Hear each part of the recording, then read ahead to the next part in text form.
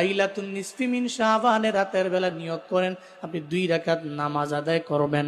ওই 2 রাকাত নামাজ হবে সলাতুল হাজাত, মানে হাজতের নামাজ।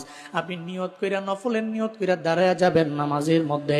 ওই নামাজে সূরা ফাতিহার পরে অনেকগুলো মত আপনি পড়বেন।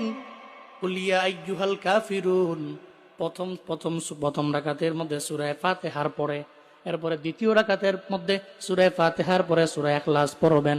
কুল হুয়াল্লাহু আহাদুল্লাহুস সামাদ, কুল হুয়াল্লাহ সূরাটা পড়া এরপরে আপনি সলাতুল হাজাতের 2 রাকাত নামাজ শেষ হওয়ার পরে আল্লাহর দরবারে আপনি কানবেন।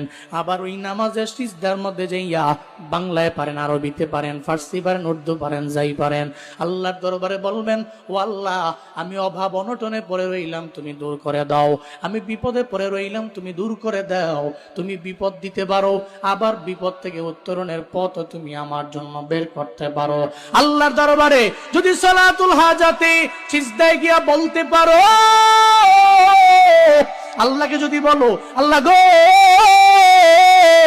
আমি জানি তুমি জানো আমার অভাব আছে, আমি ঋণ যুক্ত হয়ে গেছি, ঋণ মুক্ত হবার চাই। তুমি জানো আমার অ্যাবিলিটি নেই, আমার সামর্থ্য নাই রে আমার মাওলা।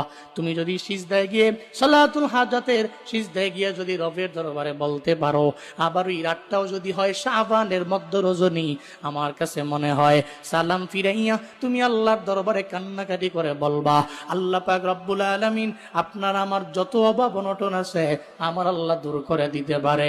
কারণ সবার খাজানার মধ্যে কমতি আছে, একজনের খাজানায় কমতি নাই। চিল্লা বলেন তার নাম।